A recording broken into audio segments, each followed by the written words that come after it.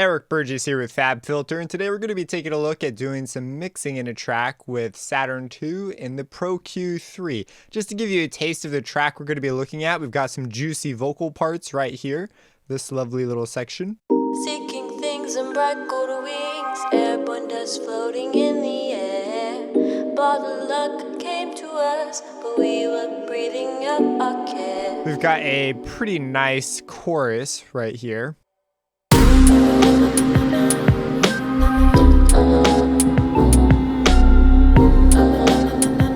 And then some interesting things going on in between with synths and whatnot. We're going to be using Saturn 2 in the Pro Q3 to get some really nice results. In fact, let me really quick just show you the vocals before and after the processing. So here's the vocals. Here it is before the processing.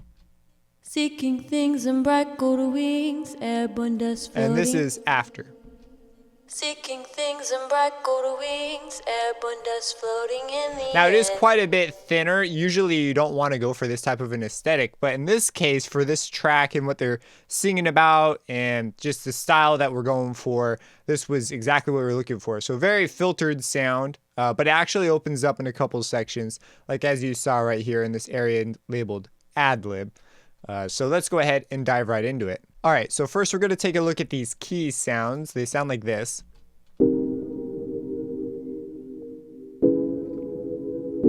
Now there's quite a bit of low end down here, and the Pro Q3 has some really intuitive ways to add bands. So if you want to add like a peaking filter or something like that, you can actually just click in the middle anywhere and add them, and you can get rid of them by just pushing this little X. But actually, if you actually add one on the side, it'll actually automatically come in as a shelving filter. Now to adjust it to a different filter type, because what I want to do here is I would like to have this, take out this low end stuff down here. It's just not necessary. All of this sort of stuff. And so in order to do that, I'm going to bring in something from the side, and then I'm going to change it by clicking this little button down here. And it's going to bring up the different filter types, and we want a high pass filter. So you can scroll your mouse wheel to adjust the filter types, but they've actually got some pretty staggeringly sharp filters. So you can go all the way up to 96 dB per octave, and then they even have a brick wall filter. So we're going to go with the brick wall filter, which is pretty much a brick wall, and we're just going to dial this up to where we only have those tones. You don't have any of the extra low rumble. We'll just bring it up like this. Really just clear out the low end for other more interesting things to sort of take their place.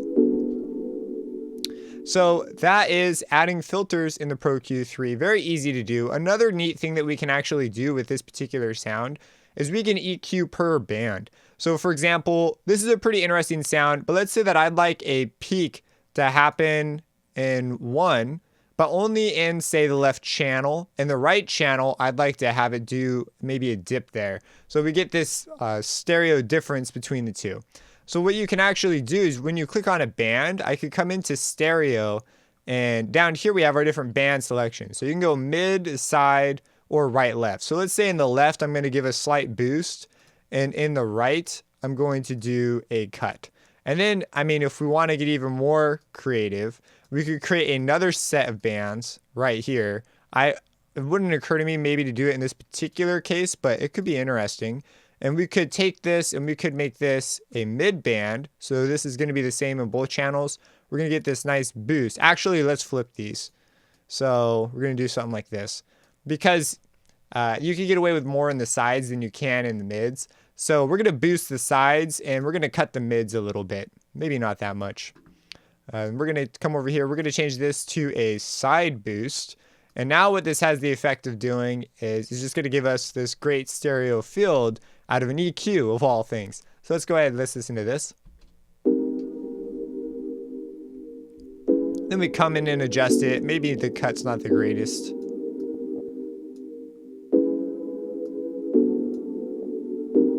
And because I was not listening when I placed these bands, it probably would make more sense to make them a little more narrow and probably catch the higher parts of the chords here, the upper notes, to give the chord a kind of shape in the field. And this works because the sound's so narrow. So we can actually quickly bypass it and just hear what it sounded like before. So that was before. This is after. So a lot cleaner, a lot more precise on where we're placing things. All right, up next, let's take a look at a kick drum. So I've got some pretty interesting things going on with this kick drum. And let me go ahead and play it with the processing on first. Well, actually, let's do without. So here it is without it. So it's kind of a noisy, lo-fi kick drum, purposefully chosen to be that way, but it does lack a little bit of punch. I want some more punch out of it. So I decided to do a little bit of expansion with it. So this is what it sounds like after. This is before. After. So let's talk about how to set this up super easy. So, and one of the things I want to show you too, here's a couple of the pretty cool interface options you have. So one of them is you can go full screen, which is really nice. So you can click up here on this little like square and it will take you full screen. I'm going to go ahead and go back to default just so that we can start from scratch. And let's just give a look at this, just the kick in general. And just notice that the main thump of the kick's going to hit right around here. So the first thing I want to do is I want to make it a little bit more punchy. So we can do that because the Pro Q3 bands can be made to be dynamic. So I can go ahead and create a node right here. I'm just going to create a node. And I'm going to go ahead and come down here to the bands, the band section. And if you click on where they have these two little arrows and drag in one direction or the other, it will create a dynamic compression or a dynamic expansion for you. So in this case, we're going to get some expansion. All the same rules apply. You can scroll your mouse wheel to adjust the Q. And we can get sort of the shape that we want. And then to set thresholds, there's two modes actually. So they have this auto mode, or you could set a threshold yourself. I find that auto is just extremely well done. It just works most of the time. So I'm going to stick with auto in this case and just bring it up just a little bit. And let's just give this a listen.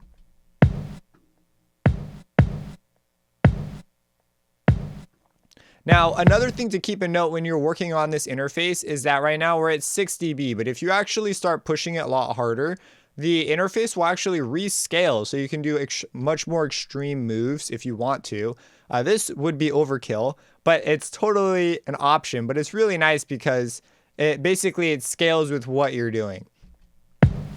So I just want to give it a boost right there. We could go in after and do some compression and things to sort of rein it in where we want, but I just want to rebalance the spectrum, open up the low and maybe a bit more.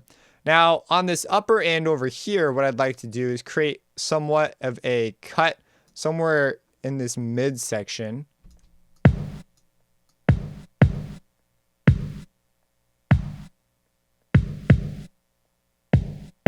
Like right around there. Not too much, just a bit. And I actually would like this to open up a bit more. So I'm just going to click and then create a little bit of a shelving filter right here. It's maybe a bit much. And so after this, what I'd like to do is come in and I'd like to really have this sitting directly on the note. And you see it actually has a note readout. And down here along the bottom, they have this keyboard. And this thing is so cool. It allows you to really work with the key of your song. So down here, you see this little piano icon. If you click it, it'll go back to Hertz. So you can work with the Hertz or you can work with the keyboard. And you can actually grab this node, which is green and it matches the band. And you can drag it to the note that your song is in. So my song is in C, not C sharp. And so I'm just going to go ahead and center that just to reinforce it so that if any other notes are happening, you know, it's probably going to be C. And so this is just going to jive a bit better with what's going on. And we could go ahead now and bypass what we've done here and just listen to it before. And now let's go listen to after. Very nice. There's definitely a big increase there in the low end. And let's go ahead here on this upper end. And something that occurred to me was I'd like to make this more of a side boost. And so what I'm going to do is I'm just going to come in. I'm going to change it to a side band and sort of push up right there. We could be a lot more forward with this kind of stuff.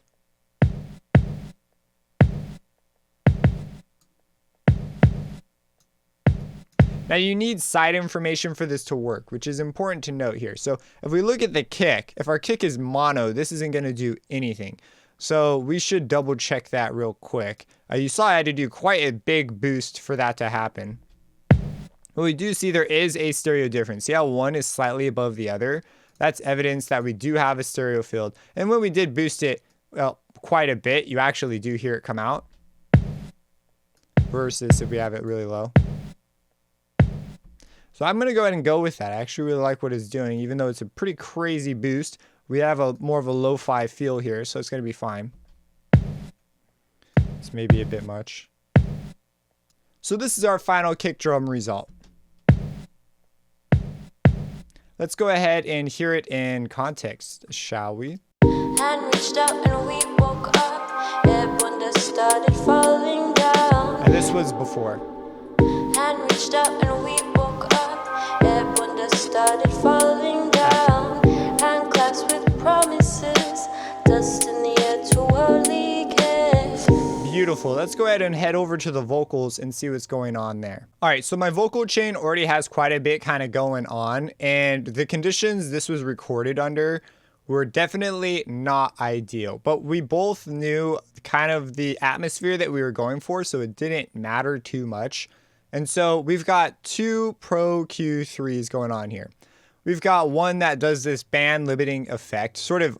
It does two purposes. First, it provides the filtered sound that we were looking for, and it gets rid of the low end stuff.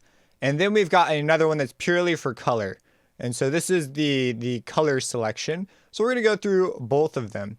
And this one also provides de-essing. So let's go ahead, let's solo up the vocals and just give them a listen. We'll go full screen for this, why not? And let's just listen to this with it bypass. So this is only the first EQ bypass. So all the other stuff in that chain is still going on, but the first EQ's been bypassed. Hand reached out and we woke up. Everyone just started falling down.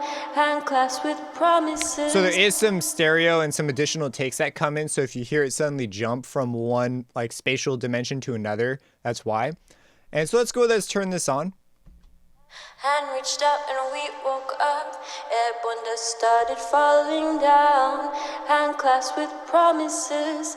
Dust in the air to worldly kiss. So you can hear it starts off really thin, and then there's a shift that happens due to some other processes going on. And before it was really noticeable. Here it's a lot smoother of a blend. Let me go ahead, bypass it one more time just so you can hear that shift, and then I'll do it. We'll do it one more time. Hand reached out and we woke up. Everyone just started falling down. Now let's go with it. Hand reached out and we woke up. Everyone just started falling down. Hand clasped with promises. So here we're using, again, these same things that we did before. We simply clicked and dragged on a filter from the side, and then I scrolled the mouse wheel in. In fact, let's go ahead, let's just go to default and we'll set this up. So there are a bunch of neat things that you can do with this. So if I play it and then hover my mouse over it, hand reached out and we woke up. Everyone just started falling down. it'll actually identify peak problems for you. So if you have any like randomly high peaks here, you're going to want to look at taking those down and out. And you can actually just click and drag on a node, and it will immediately just create a band for you to remove just sort of harsh frequencies right away. But what we want to do is we're going to go ahead and first let's create this band pass that we have going on here. So I'm going to come over here on the side, drag in a shell filter, change it to a high pass. And because the node jumps when you scroll your mouse wheel, sometimes I find it a little bit simpler just to click and drag on what you want. So I'm going to go with a 72 dB per octave one in this particular case.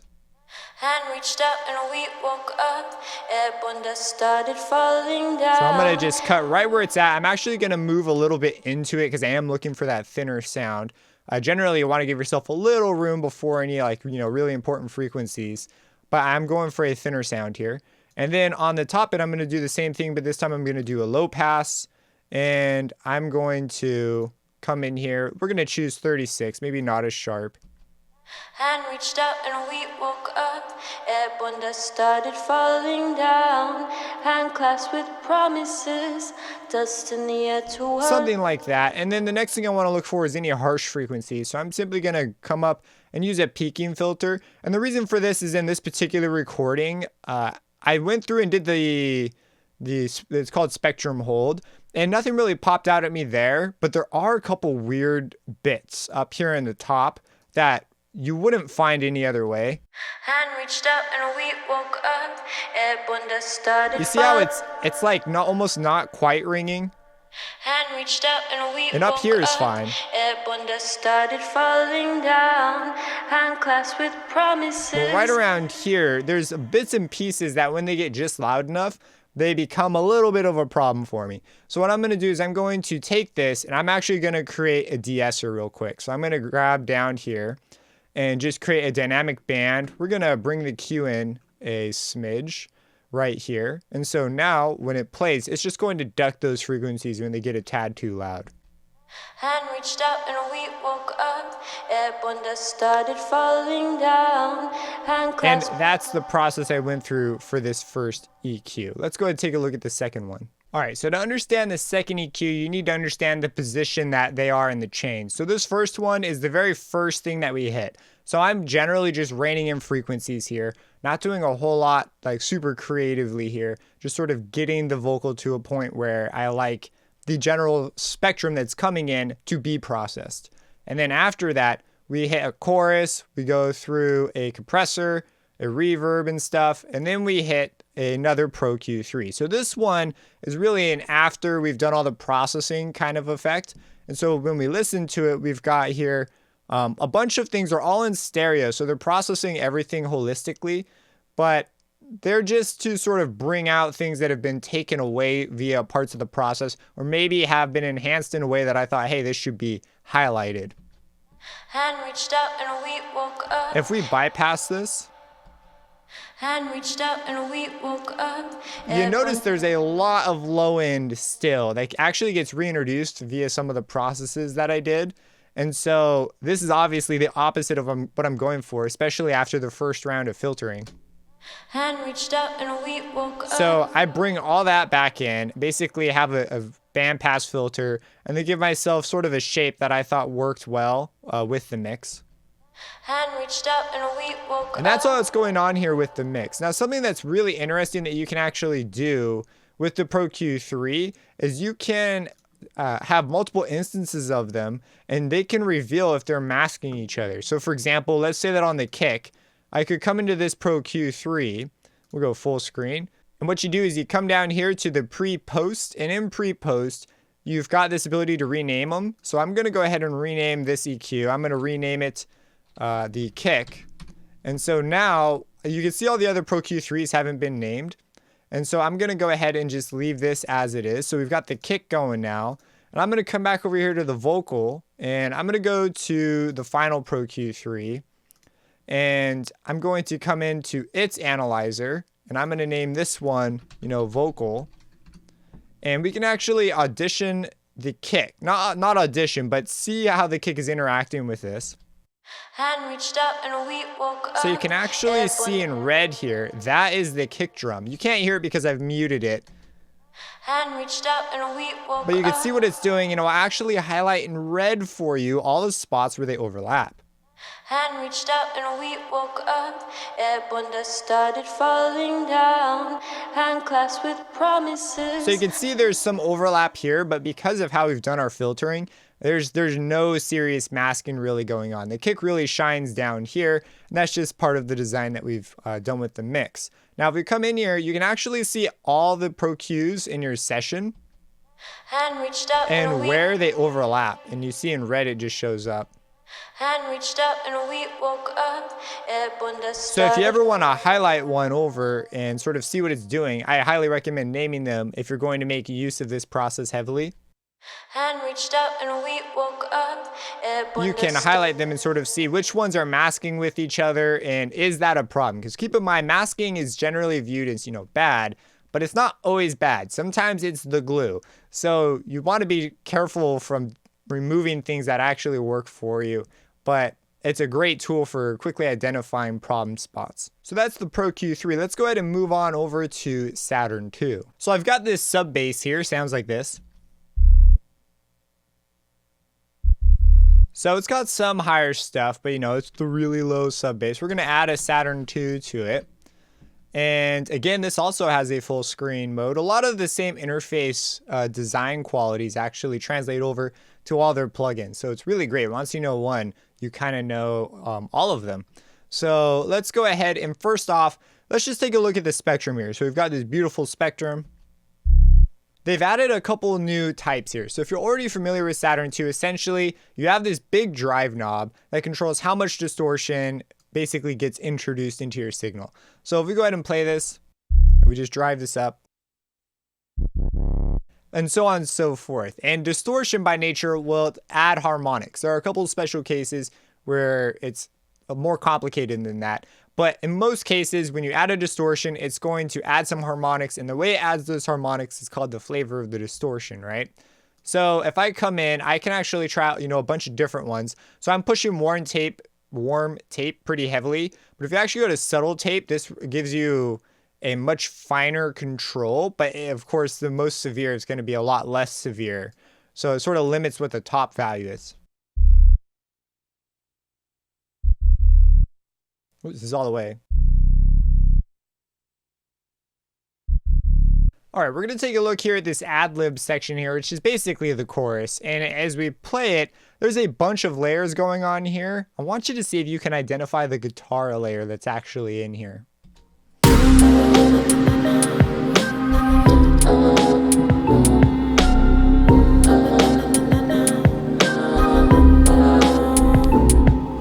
So you could probably hear it now in the echo, but it's actually pretty hard to pick out. We're going to see if we can sort of pull this out a bit more.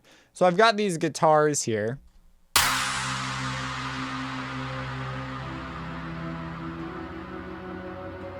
And they're heavily padded guitars. They start ringing a little bit there at the end, and that would give you the clue that there's guitars in there a little bit. And so what we're going to do is we're going to add a Saturn 2. So we're going to add ourselves a Saturn 2, and one of the great things about Saturn 2 is you see this little plus up here. It allows us to create a crossover filter, and you can actually adjust how sharp this is. So if we have a very sharp crossover filter, the distortion over here is not going to overlap very much with anything going on over here. So we can isolate stuff really effectively. If we have a very broad crossover filter like this one, like 6 dB, there will be quite a substantial area where they overlap. So if you want to blend it into the spectrum, have a crazy distortion over here and have it sort of fade out spectrally, you can do that. Now what I'm going to do is I'm going to go ahead, I actually do want quite a bit of separation. So we're going to go with 48 dB. We're going to play this, give it a listen for where we'd probably want this distortion to be.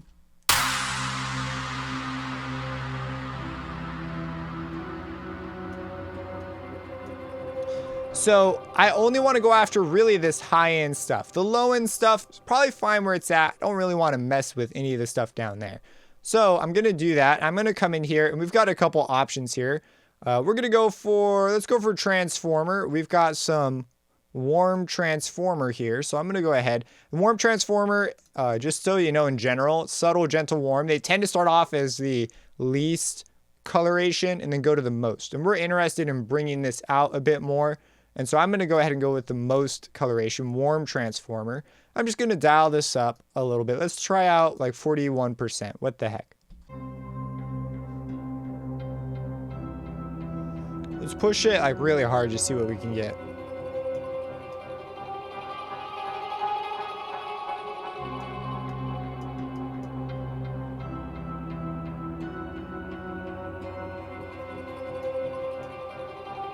So I like that right here. Now, if we were to not have this, let's just move it over all the way so you can hear what it would sound like on a full spectrum. You see how the low end comes up just way more? So we're just going to go ahead and say, yeah, no, we don't want that. We're just going to go for this high stuff and maybe even up a little bit more after giving it a listen. We really just want, we don't want anything really over here.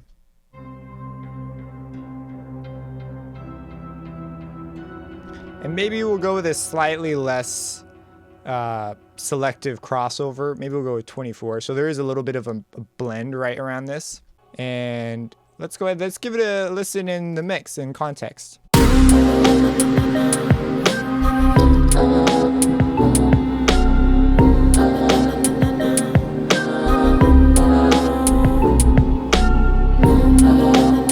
So right here, you can totally hear it so much better than before. It is a very subtle element. It's still back there in the mix. It's not meant to be something that just comes out and is like, hey, there's this guitar part here that's doing this cool thing.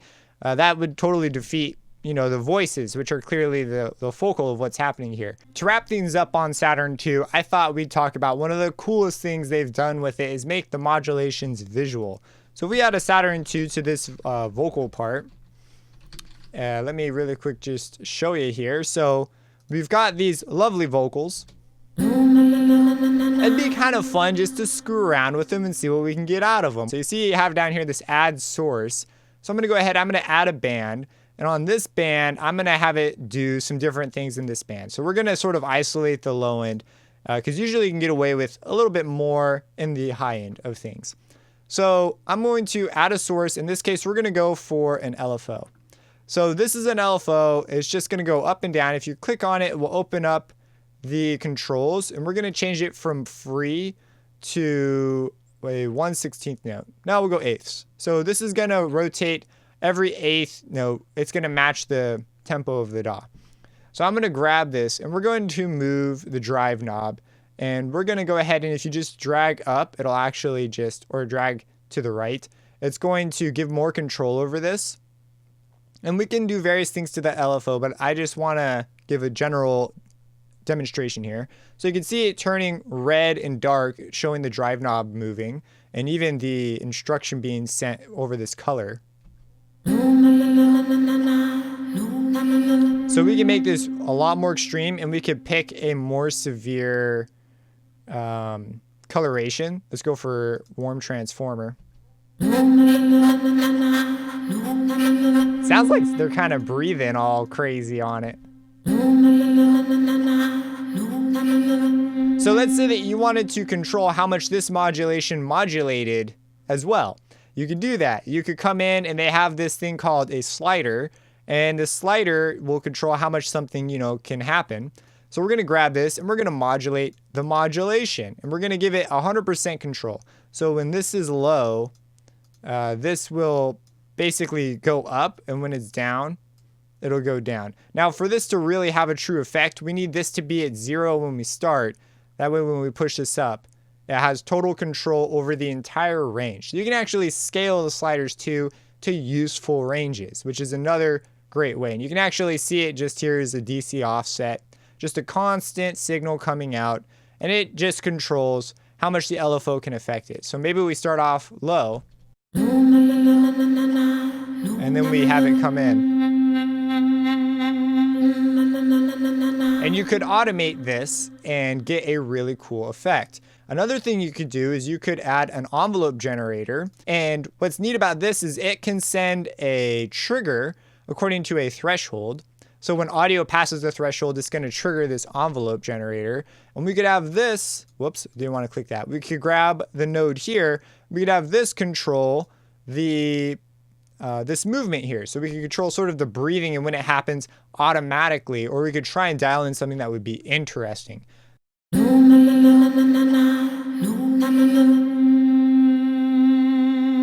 One thing that I think would be cool is if we had more of a gated effect on this. And so let's just push the attack and the release all the way in. You can see 0 and the sustain all the way up. So it's going to be just a gate essentially. And maybe we can move this up to some sort of an offset to control where this range happens.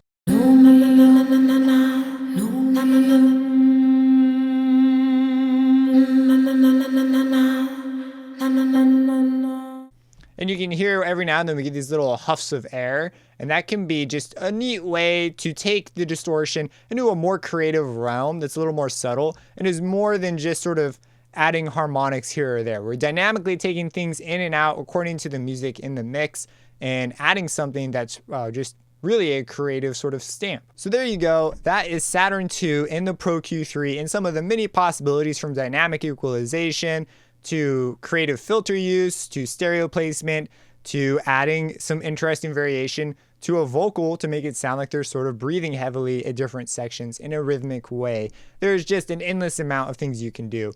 And thanks for watching and have a blessed day.